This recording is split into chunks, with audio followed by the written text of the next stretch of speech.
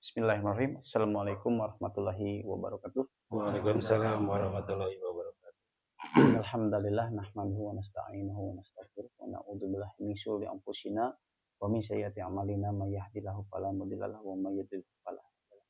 Asyhadu an la ilaha illallah wahdahu la syarikalah wa asyhadu anna Muhammadan abduhu wa rasuluh. Fadila nabiyya ba'da.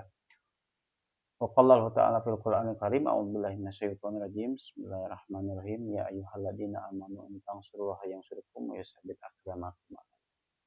Alhamdulillah, pertama-tama marilah kita sama-sama panjatkan puji serta syukur kita ke hadirat Allah Subhanahu wa taala yang dimana pada malam hari ini kita masih diberi berbagai kenikmatan, wabil khusus nikmat iman, nikmat Islam, nikmat kesehatan serta nikmat kesempatan sehingga alhamdulillah kita pada malam hari ini bisa berkumpul kembali di agenda rutinan kita yakni ngobrol perkara Islam.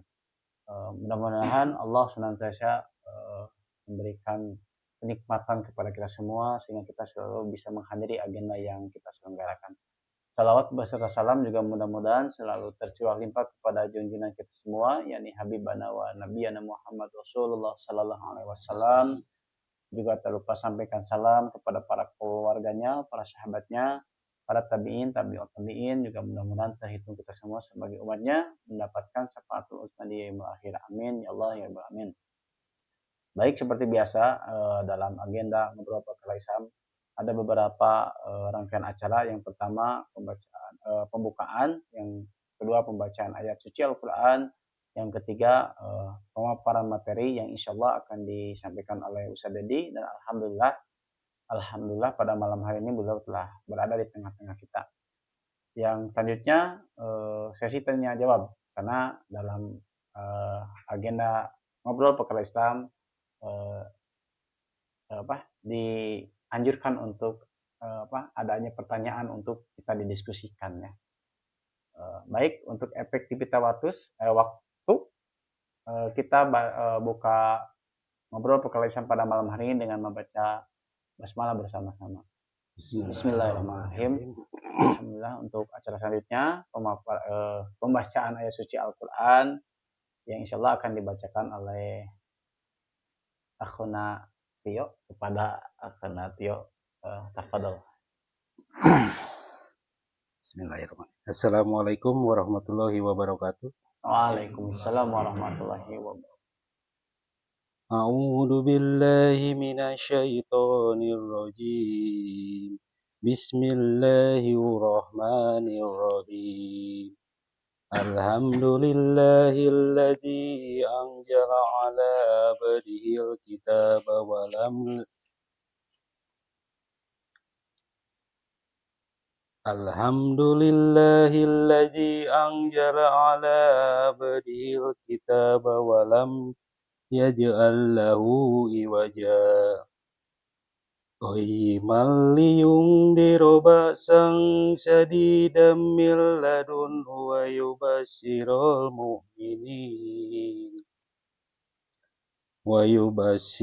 mu'minina alladzina ya'maluna as-solihati anna lahum ajran hasana makisina fihi abada wa yundirul ladzina qalu ittakhadallahu walada ma lahum bihi min ilmin wala li abaihim kaburat kalimatan takhruju min afwahihim yaquluna ila kadiba fala'allaka ba'i'un nafsaka ala atharihim illam yu'minu bihadal hadisi asafa. Inna ja'alna ma'alal ardi jinatan linabluwahum ayyuhum ahsanu amala. Wa inna lajailuna ma'alaiha so'idan juruza am hasibta anna ashabal kahfi fi waraqi kanu min ayatina jaba.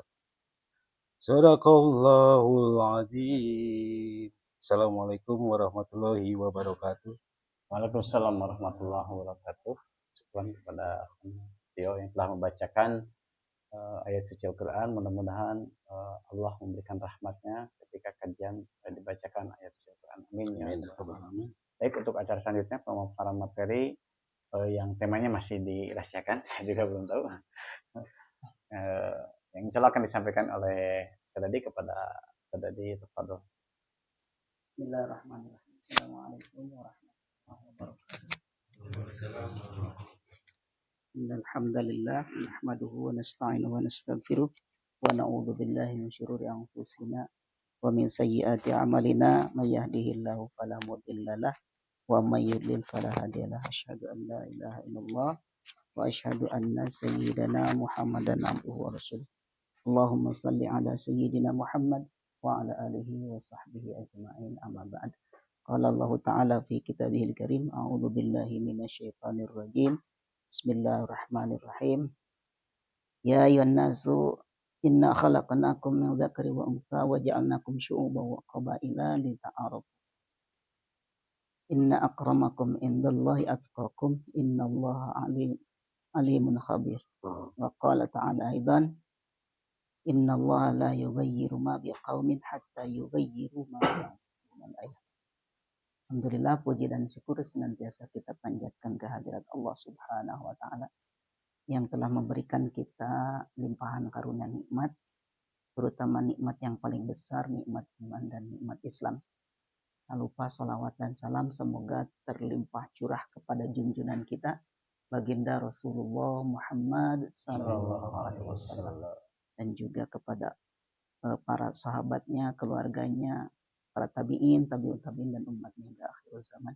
Terhitung kita yang hadir di tempat ini, semoga kelak di yaumil akhir kita mendapatkan syafaatul uzma. Amin ya Allah ya rabbal alamin. Teman-teman sekalian, alhamdulillah pada malam hari ini kita bisa berkumpul kembali ya untuk melaksanakan salah satu agenda kita. Mohon maaf ini saya babari isi sirumon. Ya, acara rutin kitab kanan ya, acara ngopi ngobrol perkara Islam, di mana ya ini sebenarnya dikemas dalam acara yang santai sebenarnya ya, makanya ada konsumsi makanan itu sebenarnya supaya tidak ngantuk ya, dan juga ngobrol, namanya juga ngobrol sih sebenarnya ya, tidak mesti harus formal gitu ya, ada materi yang kemudian dipresentasikan gitu ya. Jadi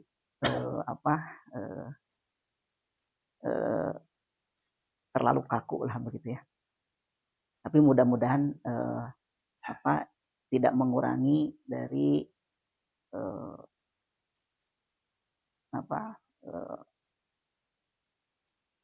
maksud dan tujuan kita gitu ya, di mana acara ini diselenggarakan gitu ya. Salah satunya adalah untuk mendapatkan pencerahan, untuk mendapatkan sakofah begitu ya, dan terutama tujuan besar kita adalah sebenarnya ya ingin merubah keadaan gitu ya, ingin merubah kondisi di mana yang tadinya tidak Islami menjadi Islami, yang tadinya tidak berdasarkan kepada Islam menjadi berdasarkan kepada Islam, itu ya intinya. Tadi kalau kata Kang Mufti materinya masih dirahasiakan, sebenarnya bukan dirahasiakan ya, karena kemarin juga saya bilang ini belum ada ide gitu ya.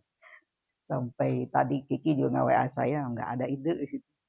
Ya memang belum ada ide, saya juga bingung, masih ditambah lagi dengan kondisi saya kalau siang itu ya fisik saya tuh kayak gimana gitunya, kayak seperti yang mau vertigo tapi nggak vertigo begitu ya, seperti itu. Jadi kalau siang itu dari mulai jam 10 tuh ya, jam setengah 10 itu udah mulai kayak kekeliangan gitu ya. Biasanya berakhir sampai jam 3 sore. Nah, baru setelah itu agak sedikit mendingan. Tadi maghrib, setelah sholat maghrib gitu ya, baru kemudian ada ide ada ide ya, ada ide itu ya apa namanya tuh ya mungkin tidak jauh-jauh ya dari yang rame juga gitu ya. Kalau teman-teman mungkin menyimak, kalau sekarang tuh kan lagi musim-musimnya kampanye gitu ya. Ada yang melanjutkan, ada yang perubahan kan begitu ya. Saya kemarin belanja aja ke toko alat-alat sana. Datang-datang langsung ditanya tuh, lanjutkan atau perubahan gitu ya. Jadi apa namanya itu agak seolah-olah gitu ya, seperti itu. Nah, ya kalau melanjutkan berarti ya memang kondisi yang ada itu ya berarti dianggap sudah ideal gitu ya. Tapi kalau perubahan berarti sesuatu yang memang harus dirubah. Nah, namun tentu apakah perubahan yang diinginkan itu seperti apa? Nah, tentu kita sebagai seorang muslim yang menginginkan ya apalagi tentu sebagai syabab yang kemudian hamilud dakwah ya pengemban dakwah gitu ya. Ya tentu kan pasti punya tujuan adalah untuk merubah kan gitu ya. Taghyir gitu. Kalau teman-teman sudah mengkaji kitab Nizam aja di awal-awal kan itu sudah jelas gitu ya bahwa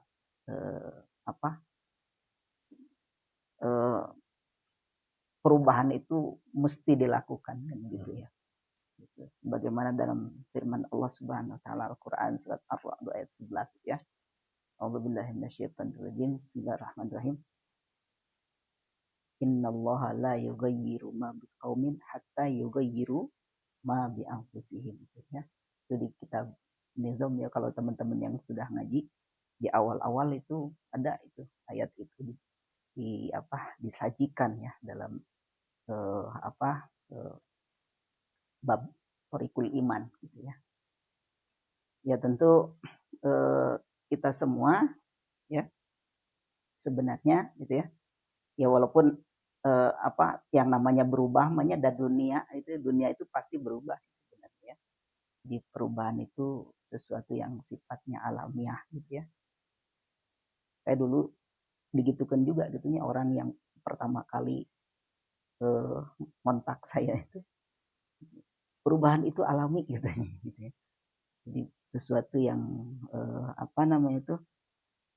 alamiah gitu ya. Jadi kalau kita tidak mau berubah ya itu melawan kodrat alam gitu ya, gitu ya. Karena sebenarnya tubuh kita aja kan jelas mengalami perubahan gitu ya. Hanya saja kemudian perubahan yang diinginkan itu yang seperti apa gitu ya. Apakah perubahan yang kepada yang lebih baik ataukah kepada yang lebih buruk, atau perubahan kepada kondisi yang dituntut oleh syariat, misalkan ya perubahan ke dalam Islam gitu ya, atau perubahan kepada yang menjauhi gitu ya, seperti ya teman-teman sekalian, ya tentu sebenarnya bahwa manusia itu kan hidup secara sosial gitu ya, dan memang diciptakan oleh Allah Subhanahu wa taala itu dalam keberagaman kan gitu ya. Sebagaimana dalam Al-Qur'an surat Al-Hujurat itu, ya ayuhan nas, wahai manusia, inna khalaqnakum, sesungguhnya kami menciptakan kalian ya, min dzakari wa untha, dari seorang laki-laki dan seorang perempuan. Wa ja'alnakum syu'uban wa qabaila, dan kemudian kami menjadikan kalian itu suku-suku dan berkabilah-kabilah, berbangsa-bangsa dan suku-suku gitu ya. Tujuannya apa? Li ta'arufu, untuk saling mengenal. Dan yang paling mulia kata Allah, inna akramakum indallahi atqakum. Sesungguhnya yang paling mulia di antara kalian yang paling takwa, gitu ya. Nah, artinya apa? Ya manusia sebenarnya diciptakan oleh Allah ya memang beragam gitu ya. Jadi bukan hanya satu suku gitu ya, tetapi banyak. Gitu. Nah, tentu dari sekian banyaknya itu ya tentu memiliki beragam perbedaan. Gitu. Ya. Waalaikumsalam warahmatullahi wabarakatuh. Enggak, Pak Aris sehat. Alhamdulillah. Nah,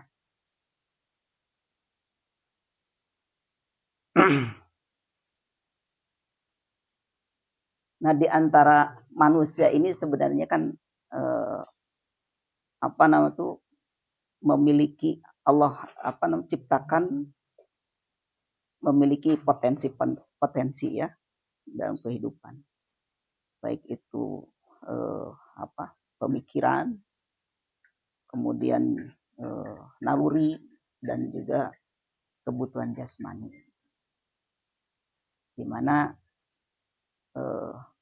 dari potensi-potensi tersebut ya memunculkan ya berbagai macam reaksi dan kemudian membutuhkan adanya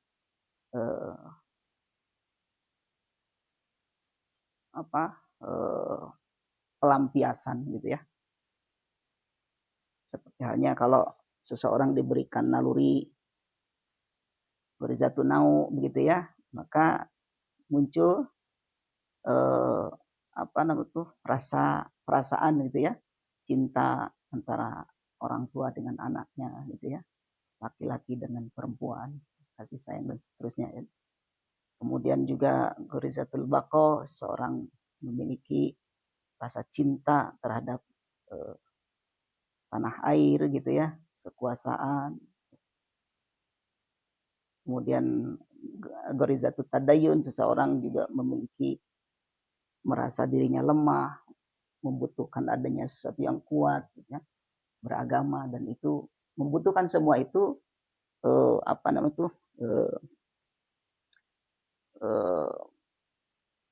adanya pemenuhan, gitu ya. Semua itu membutuhkan adanya pemenuhan. Ataupun tadi kebutuhan jasmani ya, lapar, haus dan seterusnya.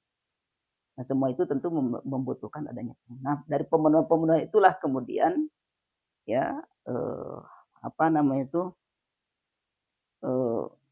memunculkan adanya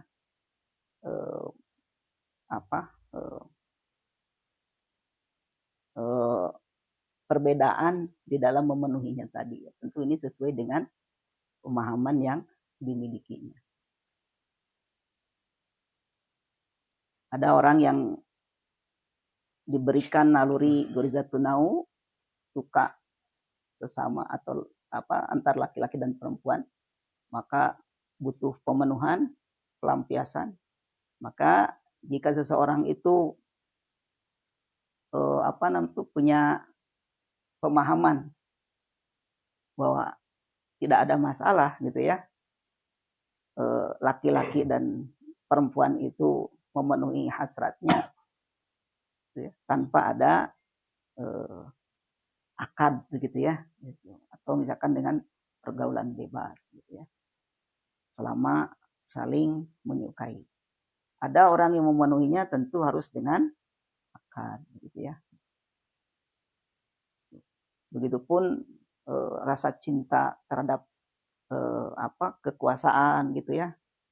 Ada orang yang kemudian memenuhinya dengan segala macam cara dihalalkan. Ada yang kemudian memperhatikan gitu ya, bagaimana cara mendapatkan kekuasaan tadi, dan seterusnya ya, banyak sekali gitu ya, pemenuhan dari potensi-potensi tadi, baik naluri maupun jasmani. Seperti kalau jasmani misalkan rasa lapar gitu ya, Ada yang memenuhinya dengan memperhatikan apakah ini diatur atau tidak oleh pemahaman keyakinannya. Ada yang tidak gitu ya. Pokoknya selama bisa memenuhi rasa lapar, apapun bisa dimakan gitu ya. Gitu. Nah itu. Nah tentu semua ini gitu ya. Dari situ juga kemudian memunculkan interaksi gitu ya. Dari berbagai macam pemenuhan. Nah, interaksi inilah yang kemudian juga memunculkan adanya suatu aturan gitu ya, karena biasanya kalau manusia berinteraksi tentu ketika ada masalah gitu ya, karena kan interaksi itu terjadi ketika masing-masing kan punya kebutuhan gitu ya, adanya suatu kepentingan yang kemudian sama begitu ya, tetapi tentu di masing-masing tidak dimiliki.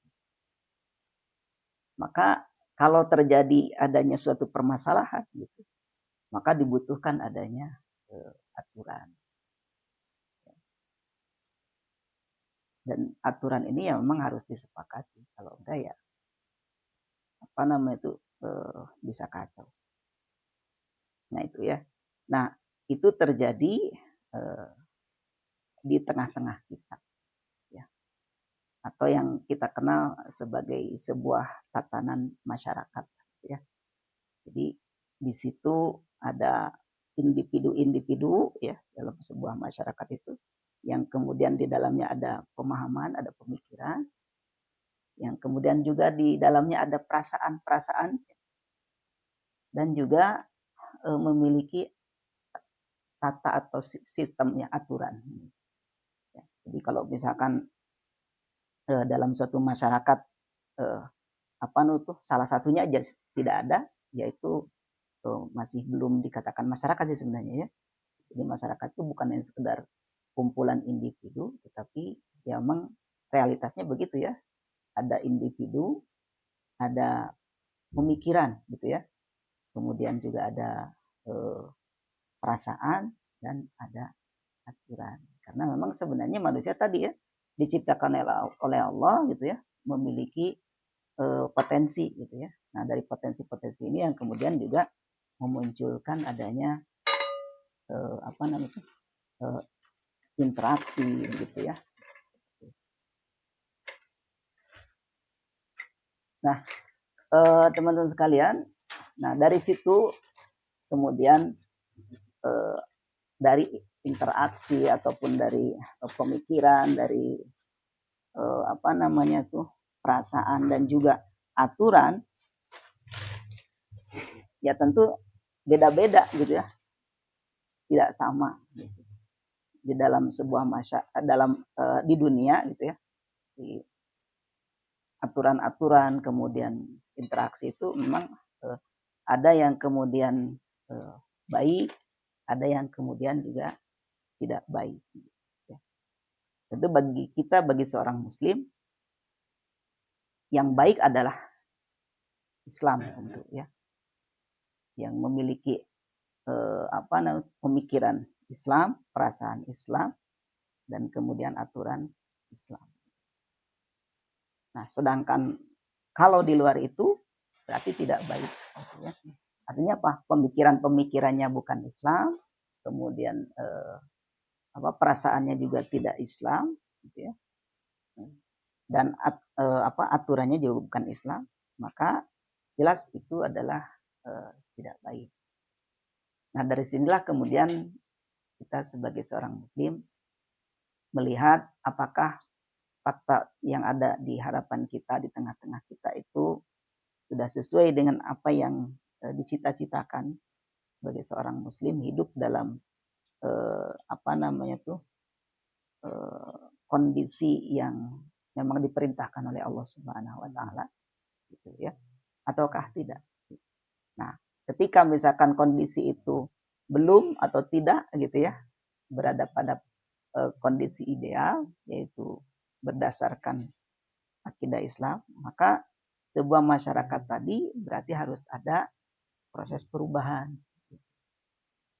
Mau tidak mau, suka tidak suka, berarti harus ada perubahan. Nah, bagi seorang muslim, perubahan inilah yang kemudian mesti dilakukan. Ya, hanya saja kemudian untuk merubah masyarakat, ya tadi kita harus mengetahui komponen-komponen atau elemen-elemen yang ada dalam masyarakat. Jadi masyarakat itu tadi kan terdiri dari individu. Di dalam masyarakat itu kan ada individu, ya, ada pemikiran-pemikiran, gitu ya, yang kemudian menjadi ada ya di tengah-tengah masyarakat. Kemudian juga ada perasaan di dalamnya, gitu ya, dan juga ada aturan. Maka kalau ingin mengubah kondisi masyarakat yang tidak Islami menjadi Islami, ya harus dirubah adalah elemen-elemen itu. Ya.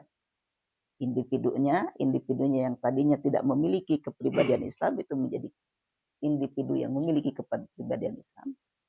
Kemudian pemikiran-pemikiran di tengah-tengah masyarakat juga itu yang kemudian yang tadinya pemikirannya adalah bukan pemikiran Islam menjadi pemikiran Islam. Dan juga kemudian perasaannya juga yang tadinya tidak Islami menjadi Islami.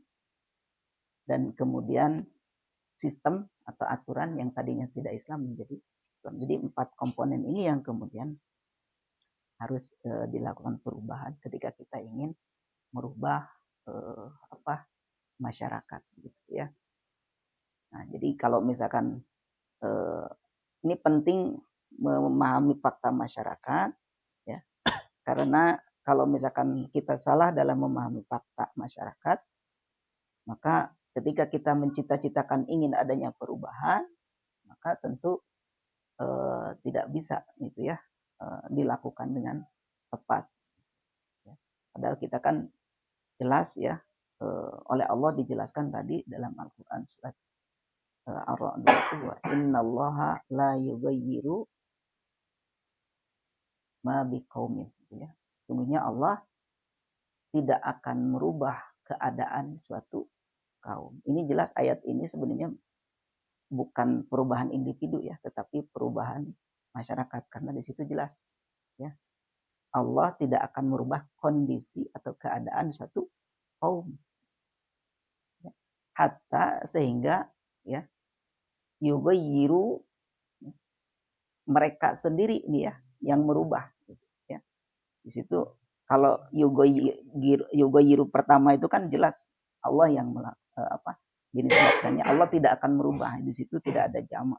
Tapi di kalimat yughayyiru berikutnya hatta yughayyiru itu ada wawu jamak, artinya apa? Sehingga mereka sendiri yang merubah, artinya manusia itu sendiri, kaum itu sendiri yang merubah ma bi anfusihim, kondisi keadaan yang ada dalam diri mereka. Artinya ya kalau kita ingin melakukan sebuah perubahan masyarakat yang tadinya tidak Islami menjadi Islami, ya tentu tidak bisa menunggu turun dari langit, gitu ya, malaikat mengubahnya. Atau kalau sering gitu ya mendengar kita nunggu Imam Mahdi, ya tentu tidak begitu, gitu ya. Kalau menurut ayat ini berarti kan bahwa umat yang ada di dalam kaum itu sendiri yang kemudian merubahnya, gitu ya, merubah diri mereka, gitu ya, sehingga kemudian Allah akan merubahnya ketika umat itu sendiri yang melakukan perubahan. Ya, teman-teman sekalian, ya mungkin sebagai awalan saja, gitu ya, sebagai prolog,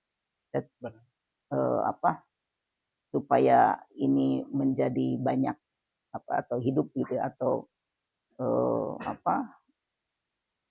memancing pertanyaan, gitu ya, memancing obrolan, gitu ya, karena kan judulnya ngobrol, gitu ya.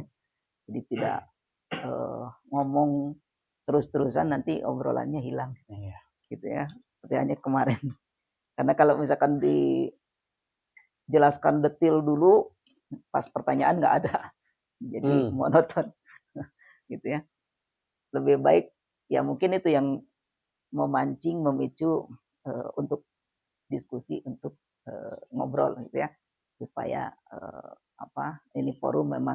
sesuai dengan namanya ya, ngobrol Ngobrol. gitu ya. Ya. Itu jadi tidak mesti harus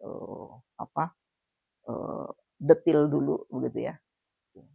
Yang penting di sini ada obrolan yang dibahas gitu ya. Baik, itu dulu mungkin yang saya sampaikan, dan untuk selanjutnya saya kembalikan lagi ke Akhuna Mufti yang biasa sebagai orang yang berfatwa. Orang berfatwa. Mangga Kang Mufti sambil ngopi, mangga Iya. silakan Bapak-bapak. Santai. Dan juga tidak nundutan begitu ya.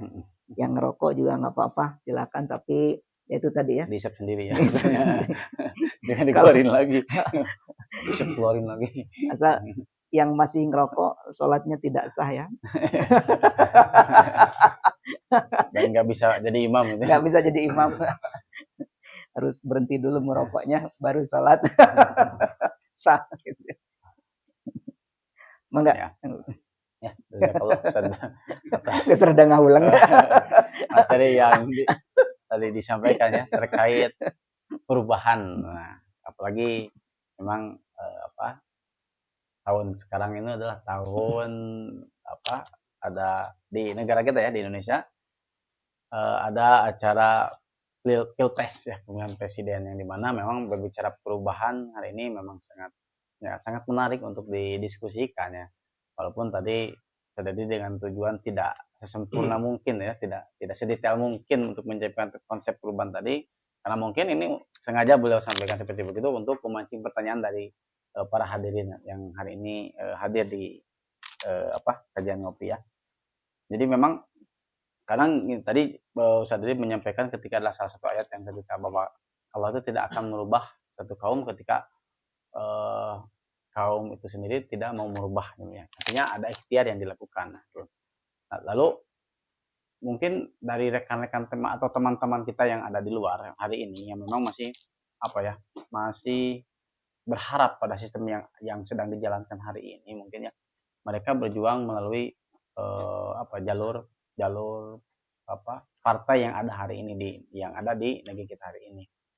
Dan mungkin menurut mereka juga dengan menggunakan ayat itu pun bisa jadi menurut mereka itu mereka sedang berjuang seperti begitu saja menurut mereka, walaupun mereka memang menggunakan ayat Al-Quran yang benar kalau saya melihatnya, tapi memang memposisikannya yang salah karena memang memposisikannya di sistem yang bukan Islam gitu ya. Cuman mereka juga beranggapan bahwa mereka tuh hari ini sedang berjuang begitu untuk perubahan yang lebih baik lagi, atau mungkin kalau misalkan yang itu mah ya mungkin perubahan ke arah Islam gitu ya.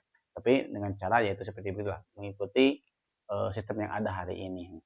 Nah, dan juga memang ada juga yang beranggapan ketika kita ingin merubah keadaan itu ya memang harus masuk dulu ke dalam, atau bisa jadi kita menjadi oposisi, tapi menjadi oposisinya ya di dalam supaya menjadi oposisi yang kuat gitu. Saya dulu pernah diskusi dengan salah satu teman saya gitu ya, seperti begitu. Jadi ketika kita ingin menjadi oposisi ya nggak apa-apa jadi oposisi, tapi oposisi dari dalam biar lebih kuat, kita lebih kuat di dalam. Kalau misalkan menjadi oposisi di dalam, kalau misalkan sekadar oposisi di luar ya bisa jadi seperti hari ini menjadi malah ketika kita mengkritik pemerintah yang ada hari ini, kita malah dianggap menjadi musuh politik mereka. Tetapi kalau misalkan kita masuk ke parlemen, kita merubah dari dalam dan menjadi oposisi dalam, maka posisi oposisi itu akan menjadi lebih kuat ketika menjadi oposisi yang berada di luar parlemen. Nah, mungkin ini mungkin ya pertanyaan pertama gitu ya dari saya sebagai moderator. Mungkin nanti ada tambahan pertanyaan dari rekan-rekan yang hadir gitu ya. Gimana tanggapannya Ustaz terkait pernyataan-pernyataan teman-teman yang memang yang hari ini masih berharap pada sistem yang ada hari ini gitu Ustaz, terkait konsep perubahan gitu Ustaz. Mengapa dari yang lain juga mungkin sebelum Ustaz menjawab, ada pertanyaan dulu? Nah, silakan Pak.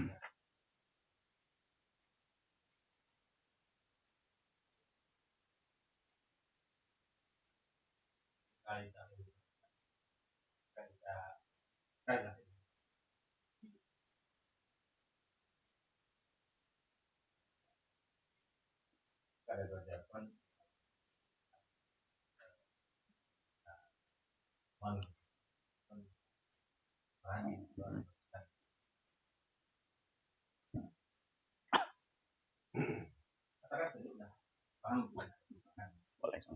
Ini isi dulu. Air teh.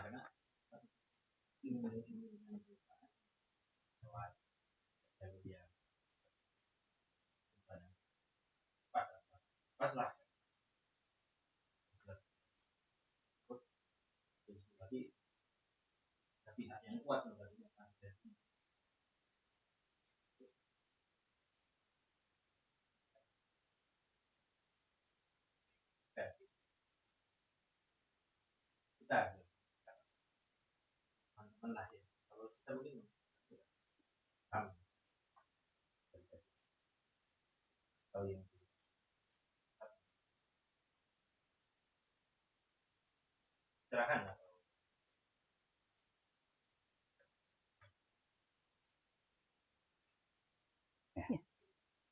Akan saya mungkin langsung aja ya, supaya tidak lupa apa namanya juga obrolan gitu ya. Jadi tidak ditunda-tunda ya. Ya tadi gitu ya, apa namanya itu, sebenarnya antara perubahan dan lanjutkan gitu ya. Bahwa ya kalau kita ngelihat sebenarnya tidak ada perubahan gitu ya. Karena yang berubah tuh mungkin majikannya gitu ya. Gitu ya. Yang satu kiblatnya misalkan ke Amerika, yang satu ke Tiongkok gitu ya. Jadi apa namanya itu nggak ada perubahan sih sebenarnya gitu ya. Jadi karena kalau misalkan melihat mah ya tentu apa yang didengung-dengungkan gitu ya, apa yang digembur-gemburkan ya, istilah perubahan yang penting berubah gitu ya. Ya berubah ke arah mana dulu. Kalau saya tadi di awal bahwa mengatakan perubahan itu kan ada yang berubah kepada yang lebih baik atau kepada yang lebih buruk, atau ya mungkin masih di situ-situ aja gitu ya. Hanya saja kemudian kondisi yang apa namanya itu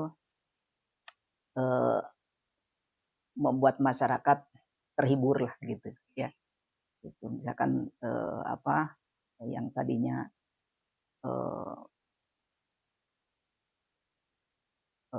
apa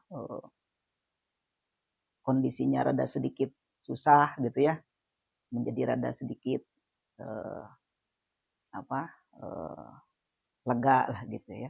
Tetapi masih tetap gitu ya dalam kerangka itu juga ya, demokrasi juga gitu ya. Nah, kan kalau kita kayak misalkan kita kemarin lihat debat apa namanya tuh angka demokrasinya menurun, artinya apa ya, itu juga kan gitu, ingin menaikkan gitu ya. Jadi ya tentu tidak ada perubahan nih sebenarnya. Nah, apa yang saya baca mah gitu ya, ya tentu hanya perubahan majikan, paling itu aja sih yang diperjuangkan ya. Ya kalau misalkan yang nomor satu misalkan cenderungnya ke Amerika gitu, yang apa yang mengendalikannya gitu. Yang nomor 2 itu Tiongkok gitu, yang nomor 3 itu nggak jelas gitu. Gitu ya. Jadi apa namanya itu Nah, kalau misalkan tadi ya teman-teman masih berharap gitu ya, ada perubahan atau dari dalam gitu ya. Ya sebenarnya kalau menginginkan perubahan sebagaimana yang dicita-citakan sebagai seorang muslim itu adalah perubahan yang dilakukan seperti halnya Rasulullah melakukannya, ya tentu harus mengkaji bagaimana Rasulullah melakukan sebuah perubahan. Jadi kalau tadi apakah dari dalam ataukah dari luar, ya tentu secara teori bisa saja dari dalam dari luar, ya. Tapi yang menjamin keberhasilan, gitu ya, ya tentu kan ini harus ada contoh, gitu. Harus ada contoh yang sudah berhasil, apakah dari dalam ataukah dari luar, dari dalam sistem atau dari luar sistem. Nah, kalau dari luar sistem ya tentu Rasulullah adalah contohnya dan itu faktanya, buktinya. Nah, kalau dari dalam ya ini yang mungkin perlu adanya bukti, gitu. Ya, perlu adanya contoh. Gitu. Ya mungkin di sini silakan teman-teman untuk mencari bukti, contoh, ya, melakukan perubahan dari dalam. Tentu dalam hal ini adalah perubahan secara mendasar, begitu ya. Kalau ingin mengubah sebuah sistem, apakah bisa dari dalam? Nah, kalau bisa, adakah contohnya, adakah faktanya yang kemudian bisa merubah dari dalam? Karena ya tentu kalau kita melihat sekarang mah gitunya, kondisi sekarang mah agak sulit begitu ya. Kalau menurut saya ya memang bukan agak sulit lagi, memang sulit begitu ya. Gitu ya. Apa namanya tuh? Yang ada mah ya terpental aja kan begitu ya. Seperti itu. Jangankan untuk merubah sistem gitu ya. Untuk bertahan aja sulitnya luar biasa kan gitu. Ya. Bisa jadi disinterkan kan gitu. Ya, seperti itu. Ya, kalau kita melihat apa namanya tuh jangankan untuk merubah sistemnya, untuk menghilangkan korupsi aja gitu. Pada itu kan hanya satu saja kan gitu ya. Satu permasalahan gitu kan. Itu malah ketua KPK-nya yang kemudian bisa ya kalau tidak bisa dikendalikan ya fisiknya yang dikendalikan kan gitu ya. Kayak misalkan dulu kan Novel Baswedan gitu, sampai dibajur pakai air keras kan gitu ya. Seperti itu. Jadi kalau tidak bisa dengan cara lembut ya dengan cara kasar kan gitu ya. Seperti itu. Dan masih banyak gitu ya saat ini gitu, kalau kita ingin melakukan perubahan dari dalam itu agak cukup susah begitu ya. Atau misalkan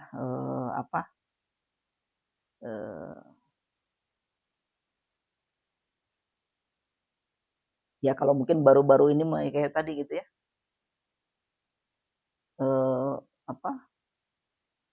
Mahkamah Konstitusi aja bisa disetir kan gitu ya, seperti itu. Jadi agak cukup kerepotan lah begitu ya kalau untuk mengubah dari dalam gitu. Untuk mempertahankan posisi aja susah. Gitu.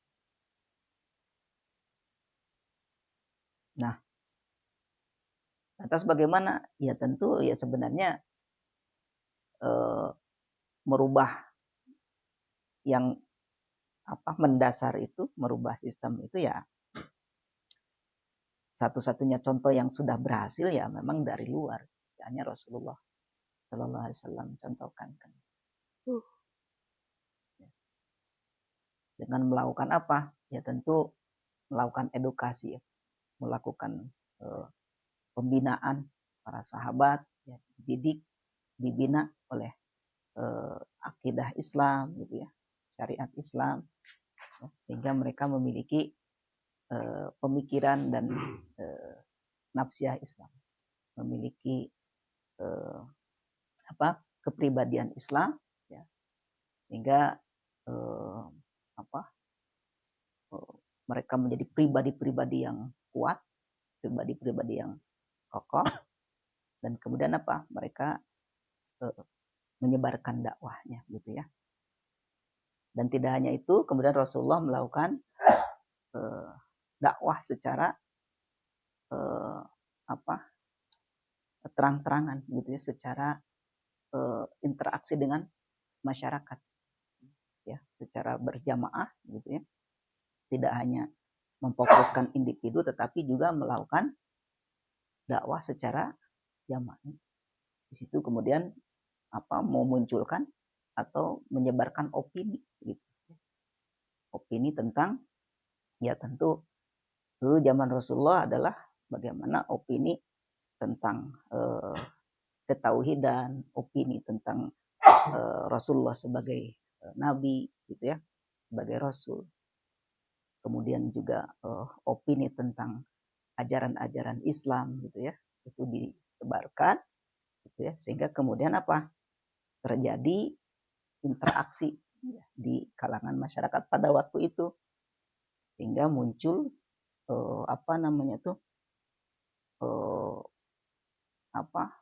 opini, begitu ya, dan tidak sedikit orang-orang pada waktu itu kemudian masuk Islam, gitu.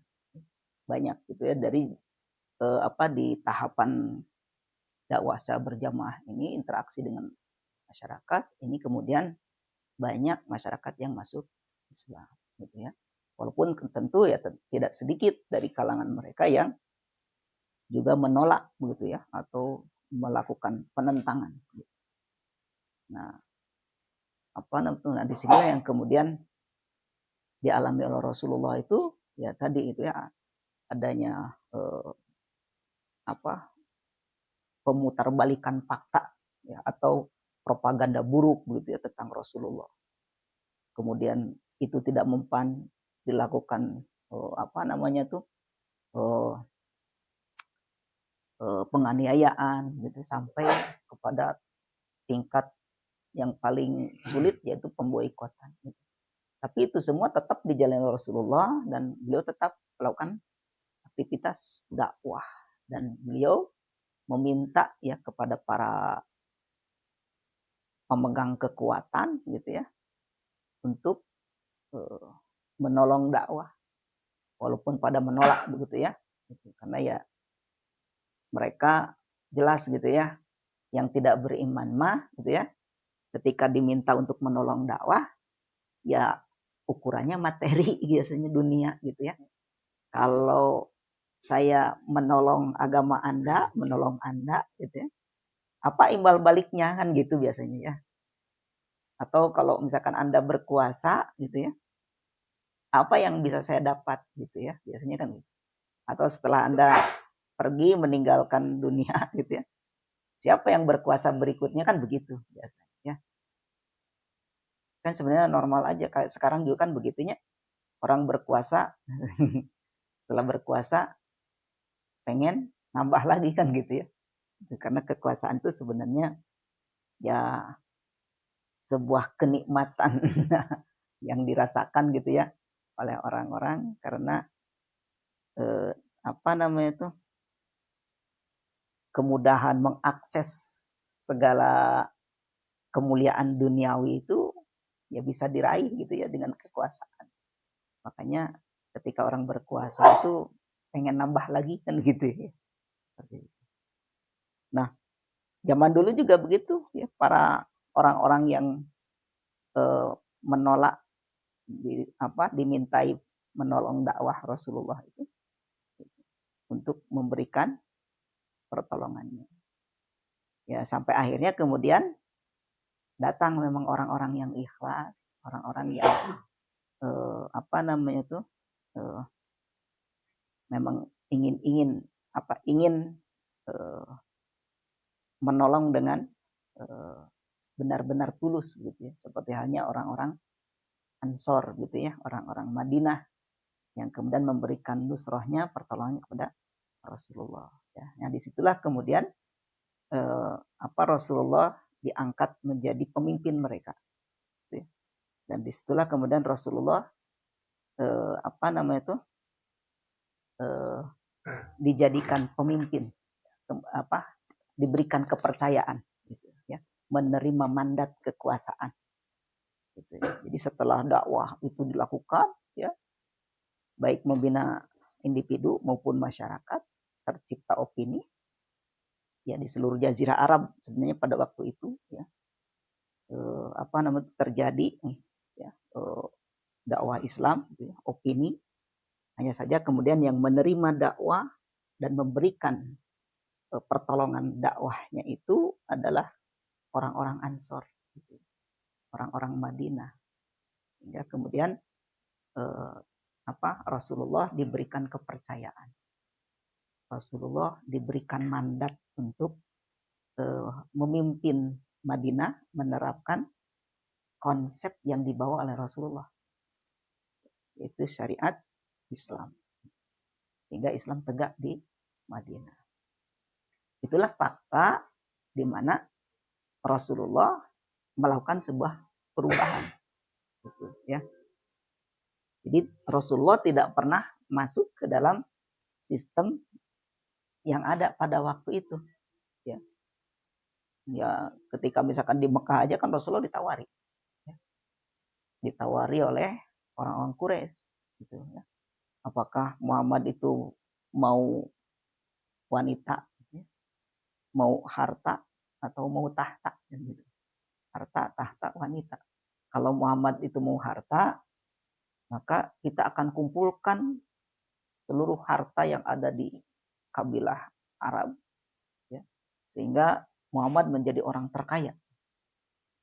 Kalau Muhammad itu ingin wanita yang cantik, maka kita akan carikan wanita-wanita tercantik di seluruh kabilah Arab. Kalau Muhammad itu ingin tahta, gitu ya, ingin jadi raja, maka kita akan nobatkan Muhammad menjadi seorang raja. Tapi satu saja syaratnya. Apa itu? Jangan mendakwahkan Islam, itu saja, gitu. Ya. Jadi sebenarnya sistem zaman dulu juga ada ada imunitasnya, gitu ya. Gitu. Silahkan, gitu. Tapi kalau sekarang juga kan sebenarnya tidak jauh berbeda kan. Sama kan, gitu. Silahkan, gitu. Tapi satu, jangan mengganti, gitu ya. Gitu ya. Jadi ya tidak terlalu jauh beda lah. Makanya melakukan perubahan ya tentu harusnya bagaimana mencontoh yang sudah berhasil. Kalau sudah berhasil, gitu ya, maka sebenarnya kita tinggal mengikuti dan jangan keluar sehelai rambut pun, gitu ya, dari yang dicontohkan oleh orang yang berhasil tadi, gitu. Seperti itu. Kalau kita ingin berhasil, ya, kecuali kalau tidak, gitu ya. Karena jadi gini, kalau saya ibaratkan ya, sebuah masyarakat itu ibarat sebuah gelas, gitu ya, yang diisi oleh air, gitu. Jadi kalau ingin mengubah airnya, ya misalkan ini air teh, ingin dirubah jadi air bening, ya tentu harus ditumpahkan dulu ini airnya, ganti dengan yang bening, kan begitu ya. Kan tidak bisa ini air yang keruh, misalkan air teh, pengen dirubah jadi bening, dicampuri dengan apa gitu, celup gitu ya, gitu ya. Diwarnai dengan warna yang lain. Tetap aja itu airnya adalah air yang kotor. Tapi kalau misalkan ini airnya ditumpahkan dulu, dibuang, baru kemudian diisi dengan yang bening, gitu ya. Baru air itu bersih, tidak terkontaminasi. Ya. Jadi seperti itu, ya. Masyarakat juga begitu. Jadi bukan diwarnai, gitu ya. Kalau diwarnai nanti jadi warna-warni, pelangi.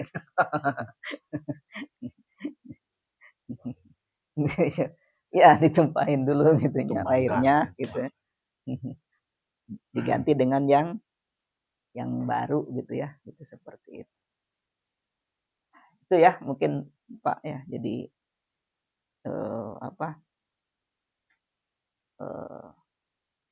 merubah itu ya, itu ya tentu harus yang apa, dari luar atau dari dalam, ya tentu yang kita pilih adalah yang sudah ada fakta berhasilnya gitu ya. Faktanya yang berhasil itu yang bisa kita ikuti gitu ya. Ya walaupun susah, kayaknya memang susah, ya memang tidak ada yang mudah gitu ya.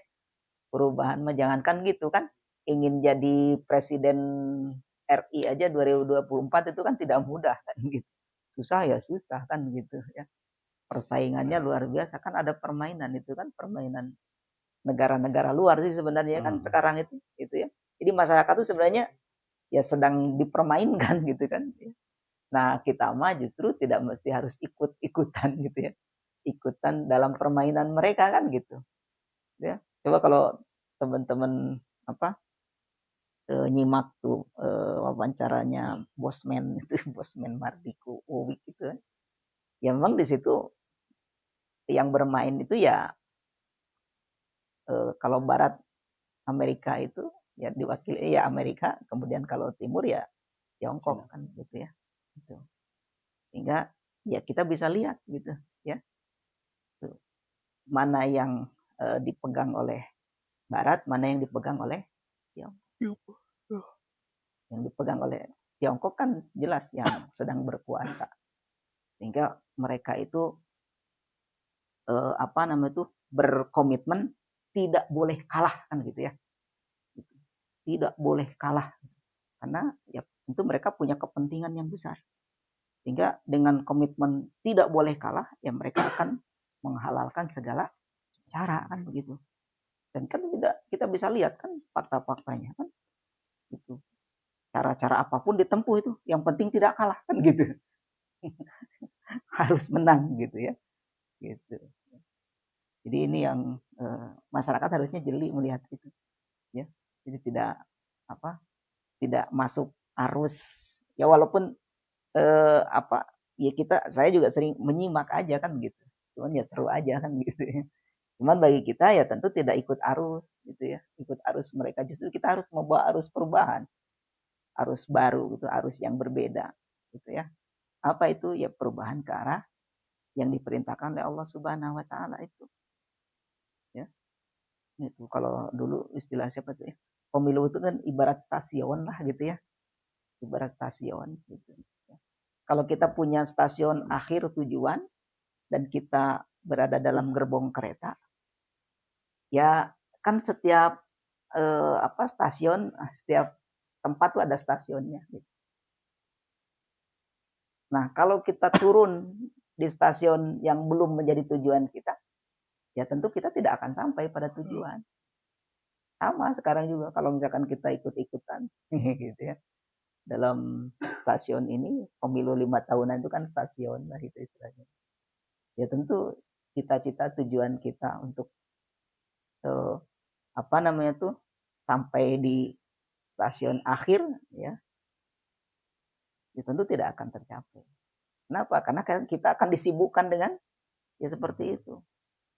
Saya beberapa kali ke puskesmas itu maka dipenuhi oleh orang-orang yang ingin mengecek kesehatan. Kenapa? Karena untuk jadi Panwaslu, untuk jadi KPPS. Nah, itu ya. Jadi orang anu keur butuh ge gitu nya berobat itu. Harus paseren-seren yang eta gitu yang ngantri gitu. Jangan anu bikin KPPS gitu nya, bikin surat dan segala macamnya. Ya itu. Jadi boro-boro mikirin tujuan merubah masyarakat menjadi masyarakat yang Islami begitu ya. Yang ada mah disibukkan dengan yang hal-hal seperti itu. Ya. Jadi itu ya. Ya mungkin itu, silakan mungkin dari teman-teman yang lain yang ingin lebih memperdalam atau menambahkan atau mengomentari, silakan. Ini namanya obrolan kan ya. Iya. Masih pada semangat ini. Silakan kopinya sunyi dimakan aja ini. Silakan coba caunya diminum. Ya kan ada pertanyaan yang lebih dahsyat lagi enggak nih dari teman-teman untuk didiskusikan? Mungkin saya sebut nama saja ya untuk silakan Mas Anton ya. Dari tadi kayaknya udah menyiapkan pertanyaan terbaiknya. Silakan Mas Anton. Kalau dulu kan Rasulullah diboikot cuma sama teman-temannya aja, sedikit Ya. sama pengikutnya, Terus dan lingkupnya kecil. Jadi mungkin efeknya juga yang yang yang yang dirasain cuma sama Rasulullah sama enggak salah sistem master individu ya dari pemboikotan itu. Kalau misalnya diterapkan ke negara misalnya, apakah kalau misalnya Indonesia diterapkan, nah yang ngerasain kan bukan yang dakwah doang, yang nggak tahu apa-apa juga nggak ngerasain kan. Ya. Itu gimana? Ya. Ya gimana lah? Ya. Ya memang dulu Rasulullah diboikot, Rasulullah bersama Bani Hashim ya. Diboikot oleh kafir Quraisy gitu ya. Tidak boleh berinteraksi, menikah, jual beli dan segala macamnya. Dan itu susah gitu ya. Susahnya luar biasa. Kenapa? Karena diasingkan ke sebuah lembah yang di situ kita tahulah tanah Arab itu kan tidak sesubur tanah yang di Indonesia ya, kecuali kalau saat ini ya. Yang mendapat kabar kalau sekarang kan sudah mulai menghijau ya tanah di Arab itu. Kalau dulu zaman Rasulullah boro-boro kan gitu ya. Yang ada itu ya tandus gitu. Nah, pertanyaannya bagaimana kalau Indonesia diboikot gitu ya? Satu negara gitu ya. Tentu apakah akan lebih runyam gitu ya? Ataukah justru malah lebih baik? gitu ya. Ada saya lupa itu siapa ya? Apakah pengamat militer Koni Rahakundini atau siapa ya, saya lupa itu. Ya, sebenarnya Indonesia itu kalau diboikot ya maka memang susah untuk jangka pendek gitu ya. Kurang bagus untuk jangka pendek gitu ya. Tapi bagus untuk jangka menengah dan lebih baik, lebih bagus itu untuk jangka panjang. Kenapa? Karena biasanya itu sebuah negeri, sebuah negara yang diboikot itu ya dia akan menjadi mandiri.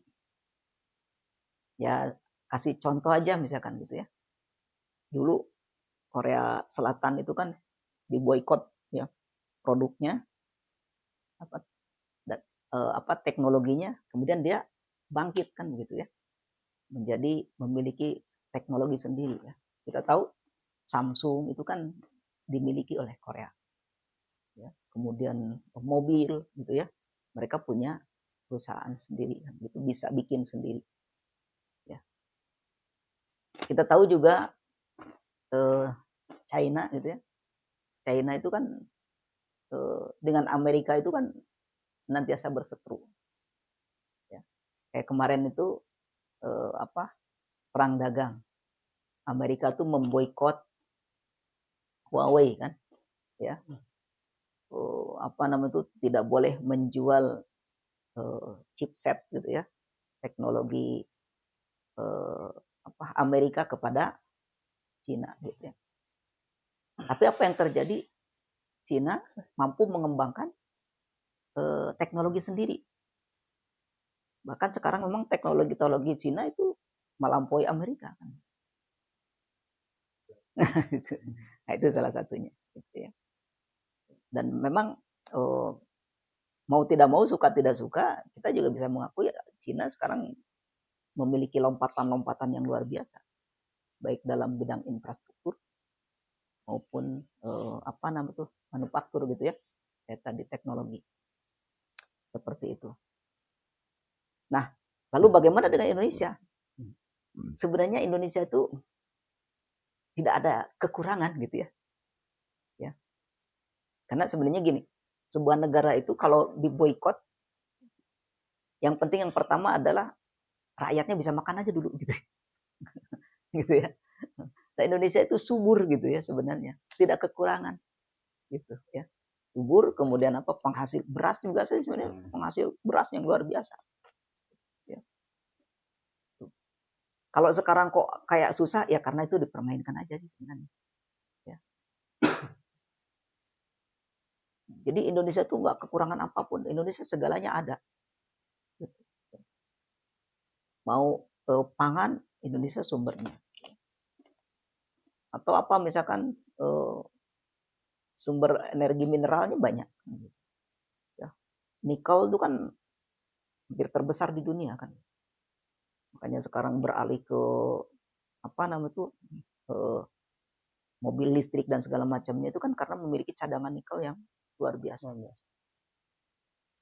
Iya, itu kan. Ya, artinya kan kalau ini kan berbicara tadi kalau Indonesia di boykot begitu ya. Itu sana sini gitu ya. Artinya ini akan mendorong Indonesia untuk mandiri. Nah, sementara yang dimiliki oleh Indonesia sebenarnya kan sumber daya, baik sumber daya energi gitu ya, sumber daya alam maupun sumber daya manusia itu kan melimpah. Dan tentu ini akan mendorong Indonesia menjadi mandiri sih sebenarnya. Justru kalau sekarang tidak apa ya istilahnya diberikan kelonggaran gitu, justru malah mungkin banyak orang yang terlena gitu kan ya dengan berada di zona nyaman gitu ya. Tapi justru banyak yang maju ketika berada di dalam zona ketidaknyamanan. Jadi kalau diboikot gimana ya itu tadi gitu ya Kang Anton, ya bisa jadi gitu ya itu menjadi sesuatu yang lebih baik untuk jangka panjang karena akan menjadikan kemandirian ya. Itu ya. Mungkin dari yang lain ada yang mau menambahkan atau mungkin punya fakta lain.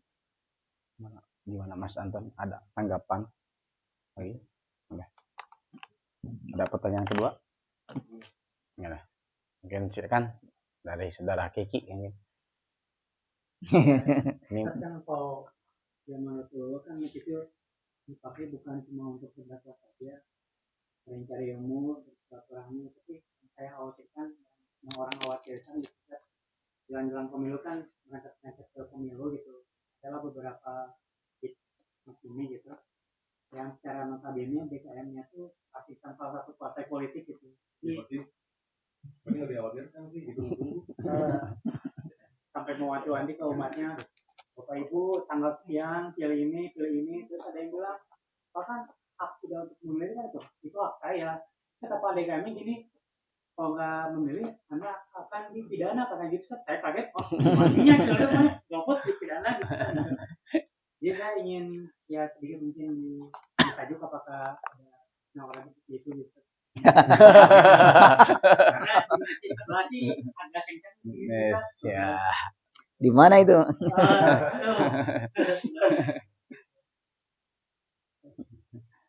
Gimana sih? Sebenarnya kalau GoFood dipidana gitu. Gimana tadi udah ada caleg yang datang. Ya, ini mah bukan tajuknya. Apa namanya itu? Sejauh yang saya tahu bahwa memilih itu masih merupakan hak ya, hak dari masyarakat ya, untuk memilih, jadi bukan kewajiban. Ya. Jadi karena kalau wajib mah kan kalau dalam istilah kita tuh ya yusabu fa'iluhu wa yu'aqabu tariku. Jadi ada sanksi gitu ya bagi yang melanggar lah gitu ya. Nah itu. Nah sementara apa namanya itu kalau tidak ada sanksi ya hanya sebuah anjuran saja mungkin ya gitu. Dan ya sebenarnya kalau dalam iklim demokrasi mah ya tentu memilih itu ya hak gitu ya, kebebasan gitu ya. Mau memilih atau tidak gitu ya. itu adalah sebuah pilihan sih sebenarnya.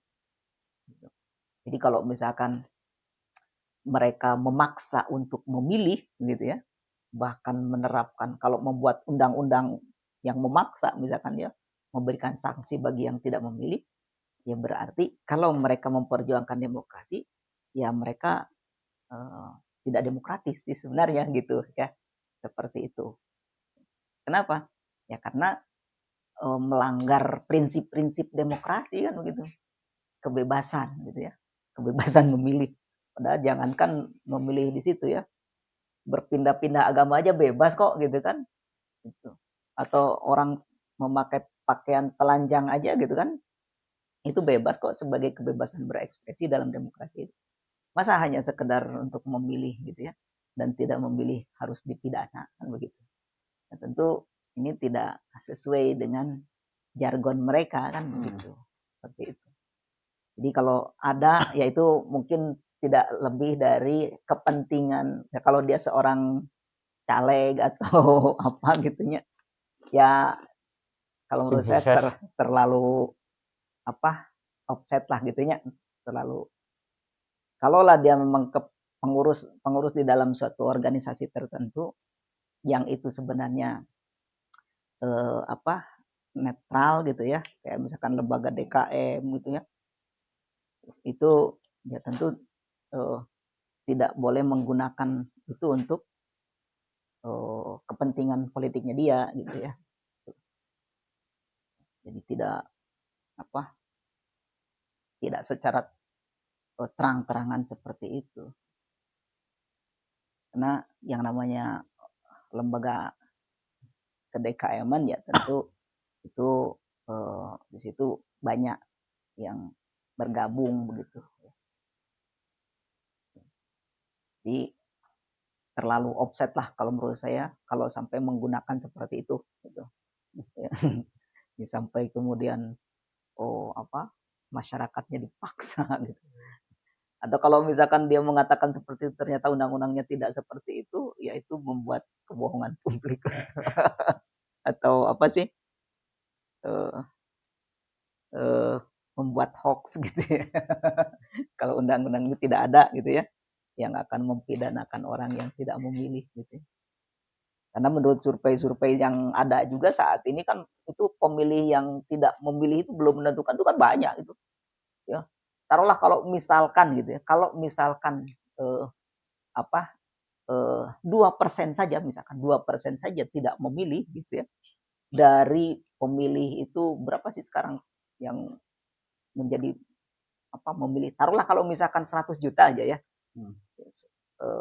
Kurang dari setengahnya gitu ya penduduk Indonesia. Maka kalau 2% saja itu sudah berapa? Itu kan dari 100 juta. Ya. Anda 2 juta berartinya 2 juta orang berarti kan tidak memilih. Apakah itu harus dipidana semua? Kan begitu. Sederhananya kan begitu. Artinya ya itu mungkin ini aja keceplosan mungkin aja. Keceplosan ngomong. Kali Nur. Ya saya cuma mau terjebak aja gitu, cuma ya pilih saja gitu sampai DKM terlibat di partisan gitu. Ya kesannya teh kayak diarahkan harus sesuai DKM gitu. Saya cuma tidak ingin terjebak aja gitu sampai DKM bilang begitu. Ya jangankan DKM sih sebenarnya ya. Mereka kan yang punya kepentingan politik itu menggunakan segala macam ya. Istilahnya kan kalau tadi saya katakan menghalalkan segala macam cara gitu kan. Sampai kepala desa aja yang puluhan ribu itu diundang ya gitu ya. Itu untuk menggolkan salah satu gitu ya. Seperti itu. Jadi ya memang gitu ya di tahun-tahun kayak begini ya orang tuh ya tadi menempuh segala macam cara untuk kepentingan mereka, untuk menggolkan kepentingan mereka. Itu ya. Jadi cuman kalau kita ngelihat ya, seperti itulah mereka tuh berlomba-lomba untuk mendapatkan dunia gitu ya. Iya kan? Tidak pernah memikirkan bagaimana pertanggungjawabannya dia nanti di akhirat. Ya, kan kalau seorang muslim itu yang meyakini akhirat, coba kalau kita banyak membaca Al-Qur'an gitu ya, mentadaburi Al-Qur'an. Itu betapa apa namanya tuh, orang-orang zolim itu siksaannya luar biasa nanti di akhirat. Kalaulah kita mendolimi seseorang saja itu sangat bisa menyebabkan seseorang masuk neraka. Nah, bagaimana yang dizolimi itu banyak dan menjadi penguasa itu peluang mendolimi itu ya paling besar. Ya. Peluang mendolimi masyarakat itu paling besar. Dengan satu kali tanda tangan saja gitu kan, itu bisa ribuan, jutaan orang itu terzolimi kalau dia mengeluarkan aturan kebijakan yang merugikan masyarakat. Nah, bagaimana nanti mempertanggungjawabkannya di akhirat? Ya. Makanya kata Rasulullah, kekuasaan di dunia itu ya, kalau kita tidak kuat memegang kepada syariat agama Allah untuk menerapkannya, maka nanti di akhirat akan menjadi kehinaan, akan menjadi penyesalan, dan akan mendorong pelakunya masuk neraka.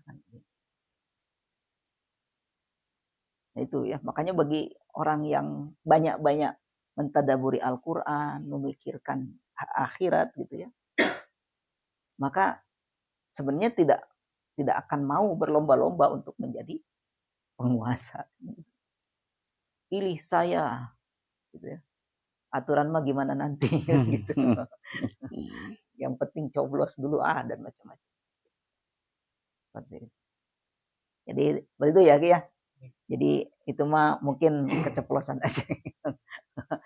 Offset lah, terlalu offset gitu ya.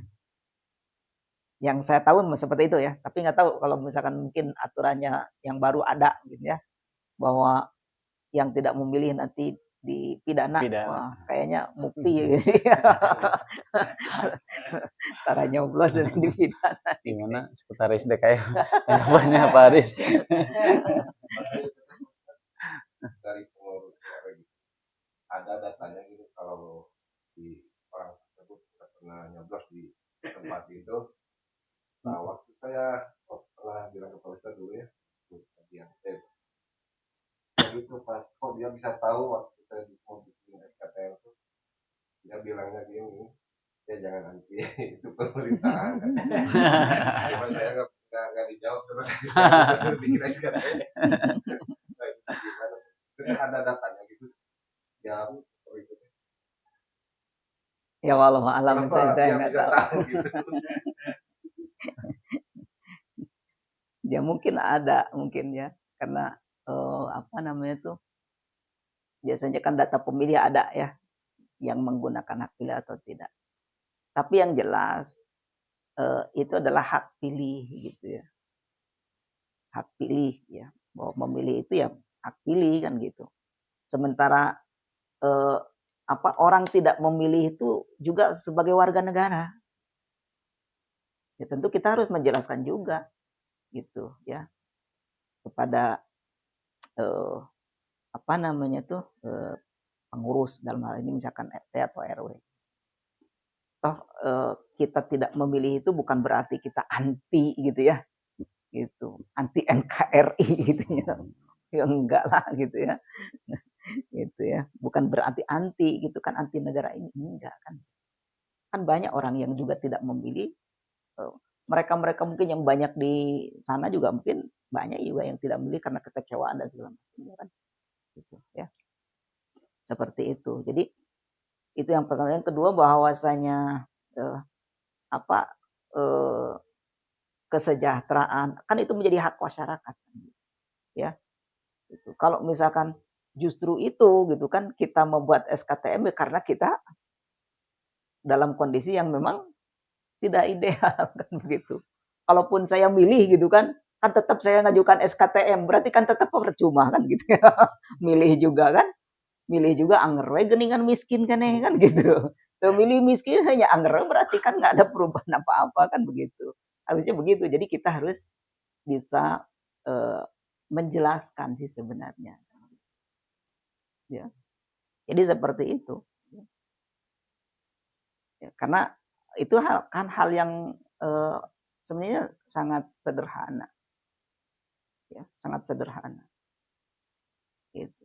Tinggal dijelaskan saja kan. Saya juga dulu misalkan memilih gitu ya, dengan sekarang tidak memilih. Anger kan tidak ada perubahan kan gitu. Iya kan? Gitu. Anger jadi tukang ngaputkan tukang ngaputkan kan gitu ya. Gitu. Seperti itu gitu ya. Jadi kan sering dulu banyak saya digituin. Nanti atuh suaranya dipakai ke orang lain. Karena menurut kita marek anu jadi saha wae ya sarua wae kan gitu.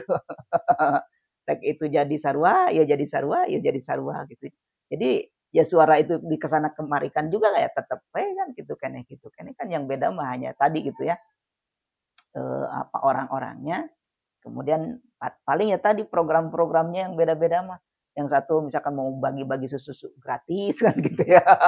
Makan siang gratis misalkan gitunya. Asam Gitu. sulfatnya. Ya, kayak gitu paling beda-bedanya gitu ya. Intinya apa? Ya mereka jauh dari ketakutan kepada Allah kan gitu. Ya, mereka tidak takut kepada Allah Subhanahu wa taala kan sama aja. Ya, seperti itu. Nah, yang kita inginkan kan para pemimpin yang sangat takut kepada Allah kan begitu. Kalau pemimpin itu takut pada Allah pasti kan itu mereka tidak akan menzalimi rakyatnya. Pasti tidak akan menyia-nyiakan masyarakatnya kan begitu. Seperti itu. Nah, masalahnya ada enggak yang seperti itu? Karena kalau ada pemimpin yang takut kepada Allah, pasti dia akan menerapkan aturan Allah begitu. Kalau misalkan dia tidak menerapkan aturan Allah, ya di mana rasa takutnya? Allah sebagai raja di raja, ya, sebagai pemilik kekuasaan yang memberikan amanah kekuasaan kepada mereka untuk apa? Ya untuk menerapkan aturan Allah kan begitu. Bukan aturan manusia itu sendiri. Ya bagaimana kalau tidak menerapkan aturan Allah, ya tidak bisa dikatakan takut kan kepada Allah. Artinya apa? Ya tentu pasti aturan itu mau tidak mau, suka tidak suka, tidak akan memberikan rasa keadilan kepada masyarakat. Karena aturannya bukan aturan Allah Subhanahu wa taala. Jadi seperti itu Pak ya. Jadi kalau dan juga ya bahwasanya orang miskin yang mengurus SKTM gitu ya, mendapatkan bantuan. Sebenarnya kan bukan bantuan dari dari pemimpin tertentu. Tapi kan itu bantuan dari negara kan gitu. Kan uangnya uang negara kan? Uang rakyat juga kan? Ya bukan dari pemimpin itu gitu. Emang mau harta dia dikeluarkan gitu kan? Kan enggak. Dia juga kan digaji di situ. Dia mau jadi pemimpin itu karena mau dapat gaji kan gitu. Kan gitu. Itu sebenarnya kan uang rakyat kan, uang negara gitu. Ya. Jadi sebenarnya masyarakat itu ya meminta haknya kan gitu. Kenapa? Karena masyarakat juga ya walaupun orang miskin tinggal di Indonesia itu ya bayar pajak. Ya. Bayar pajak. Beli odol itu kan di situ sudah tercantum pajaknya kan. Beli token listrik di situ sudah tercantum pajaknya kan. Artinya tidak ada barang-barang di negeri ini yang tidak ada pajaknya. Artinya apa? Meskipun orang miskin, dia kena pajak. Beli sabun, beli odol, beli sampo kan gitu. Itu semua udah ada pajaknya. Artinya apa? Mereka juga punya kontribusi terhadap negara. Jadi ya kalau sekarang misalkan tidak memilih, ya sebenarnya kan memilih dan tidak memilih itu yang kentara itu kepentingan para mereka yang ingin jadi gitu kan, mengemis-ngemis kekuasaan kan gitu ya kepada pemilih kan gitu, sehingga seolah-olah kita ini salah gitu loh. Ya, kalau tidak memilih itu salah gitu kan. Padahal pada faktanya mereka yang lagi butuh nih kan gitu ya. Mereka yang lagi butuh untuk dipilih kan gitu. Seperti itu. Ya. Dan ketika mereka sudah dipilih makan hari-hari kan harusnya kan gitu, harusnya kan gitu. Harusnya ya tadi gitu ya. Kalau mereka jadi penguasa gitu ya. Itu duduk di pemerintahan erek anu naon anu pro erek anu kontra anu ngaranna rakyat mah gitu ya. Lamun anu miskin walaupun kontranya diberikan hakna kan gitu. Harusnya kemudian apa? Diangkat kan gitu ya kondisi ekonominya kan begitu. Kan sebenarnya sangat apa ya istilahnya? Kalau istilah dulu kata siapa tuh Pak Yusuf Kala gitu ya. Kan sederhana saja kan sebenarnya. Orang banyak yang anti ya karena mungkin apa ya? Banyak yang miskin kan gitu ya. Atau bukan itu ya. Dulu tuh ada sebuah penelitian tuh apa ya? Kalau nggak salah, kenapa orang banyak menginginkan banyak yang radikal gitu ya? Karena apa? Terkait dengan kondisi ekonomi katanya. Kondisi ekonomi yang apa namanya tuh susah gitu ya. Nah, sehingga membuat mereka tuh dengan mudah gitu ya. Pemikirannya itu istilahnya mah di brainwash gitu ya, dicuci otak gitu ya. Sehingga mereka menjadi radikal. Caranya gimana supaya tidak mudah mereka dicuci otak? Ya itu tadi ekonominya diperbaiki gitu kan. Karena ketika sebuah negeri yang ekonominya mapan itu tidak mudah untuk jadi radikal katanya kan begitu. Jadi seperti itu ya. Jadi mereka sendiri sebenarnya tahu itu, tapi para pemimpin sekarang istilahnya yang kalau siapa tuh ada tuh kan ya yang beredar video-video yang dari bahwasanya kalau mereka yang mau jadi pemimpin itu nyogok gitu ya. Itu sebenarnya mereka menginginkan agar rakyat itu tetap berada pada kebodohan, rakyat itu berada pada kemiskinan gitu ya.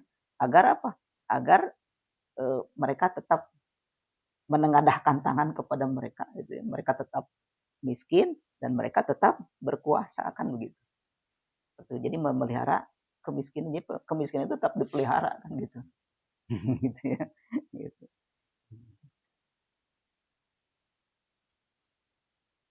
Baik, itu mungkin ya, Pak. Gimana Pak Aris? Pak Aris. Kait datanya. Jadi nggak apa-apa lah kalau Pak pengurusnya bilang begitu. Ya sekali-kali apa namanya tuh mereka lagi butuh kita juga nggak mempedulikan.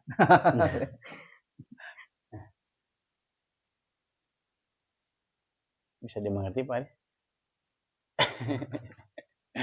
Baik, dari rekan-rekan yang lain atau teman-teman yang lain masih ada pertanyaan yang mau didiskusikan? Ahli hisab gimana? Diam-diam baik.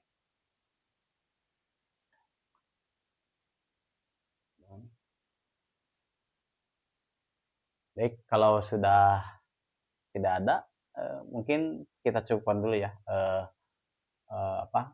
ngobrol perkara Islam pada malam hari ini. Tapi sebelum tutup mungkin ada closing statement dari Sadedi. Mengapa Sad? Silakan closing statement. Ya, teman-teman sekalian, bahwa apa namanya tuh perubahan itu adalah sebuah keniscayaan gitu ya. Bagi seorang muslim, perubahan itu adalah kepada perubahan Islam ya. Taghyir. Jadi dari kondisi yang tidak Islam menuju kondisi yang berdasarkan Islam gitu ya. Dan itulah yang kemudian harusnya yang diperjuangkan. Bukan hanya sekedar berubah gitu ya. Bukan hanya sekedar jargon gitu ya. Tapi tetap di situ-situ juga gitu ya. Artinya tidak keluar dari mangkok yang ada gitu ya istilahnya mah. Indonesia ini negeri yang subur, negeri yang kaya gitu ya. Tetapi jutaan rakyatnya masih berada di angka kemiskinan gitu ya. Padahal tentu seharusnya tidaklah seperti itu gitu. Nah, tentu sistem mana yang kemudian bisa meminimalisir gitu ya angka kemiskinan. Ya tentu sebagai seorang muslim kita punya keyakinan syariat Islam itu mampu mengentaskan itu.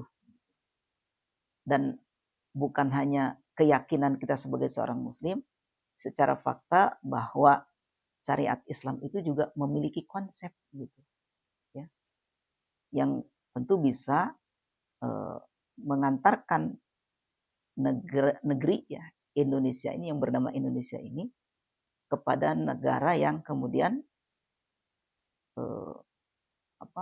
istilahnya baldatun thayyibatun warabun ghafur gitu ya, negara yang subur makmur dan kemudian diampuni oleh Allah, Tuhannya oleh Allah Subhanahu wa taala, bahkan memiliki potensi negara yang adidaya sih sebenarnya ya, karena Indonesia ini terletak pada letak geografis yang sangat strategis. Kalau mau gitu ya, itu kapal-kapal dagang yang melewati Indonesia itu tidak boleh sembarangan saja kan lewat gitu ya. Itu bisa dikenakan tarif kalau orang mau berlayar misalkan di terusan Suez gitu ya. Itu harus terusan Panama dan segala macam itu harus bayar. Kenapa kalau lewat di perairan Indonesia kok mereka lewat-lewat aja begitu aja kan gitu ya. Nah, tentu itu semua ya bisa ya dengan adanya negara yang memiliki kekuatan. Ya tentu negara yang berdasarkan kepada syariat agama Allah Subhanahu wa taala, syariat Islam. Insya Allah Indonesia ini akan menjadi negara yang super power gitu ya, memiliki pengaruh di dunia ini, sehingga bukan hanya sekedar ditakuti di ASEAN gitu ya, pemimpin di ASEAN, tapi tentu di dunia.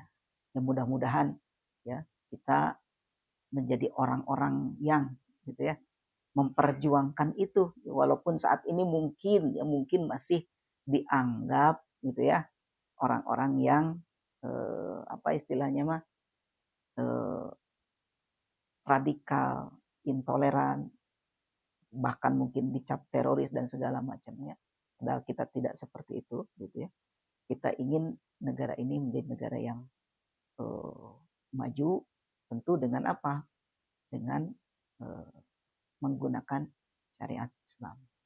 Itu saja mungkin yang bisa saya sampaikan. Mohon maaf segala kekurangannya gitu ya, karena tadi gitu ya baru dapat idenya maghrib gitu ya yang harus dibahas ya, karena dapat idenya itu ya. Mudah-mudahan ini menjadi bahan lah bagi kita untuk bahan perenungan. Jadi itu saja mungkin Kang Mukti. Ya, baik. Jazakallah Ustaz atas materi yang disampaikan dan penjelasan yang telah disampaikan kepada kita semua. Mudah-mudahan Allah balas dengan pahala yang besar, juga menjadi pengjajah kesurga atas ilmu yang telah Ustaz sampaikan kepada kita semua, dan mudah-mudahan kita juga menjadi tercerahkan dengan apa yang tadi disampaikan oleh Ustaz. Baik, mungkin dicukupkan dulu pada ngobrol perkelasan pada malam hari ini. Kita baca hamdalah bersama. Alhamdulillahirrahmanirrahim. Doa para majelis. Subhanakallahumma wa bihamdika asyhadu an la ilaha illa anta astaghfiruka. Billahi taufiq wal hidayah. Assalamualaikum warahmatullahi wabarakatuh. Waalaikumsalam warahmatullahi wabarakatuh.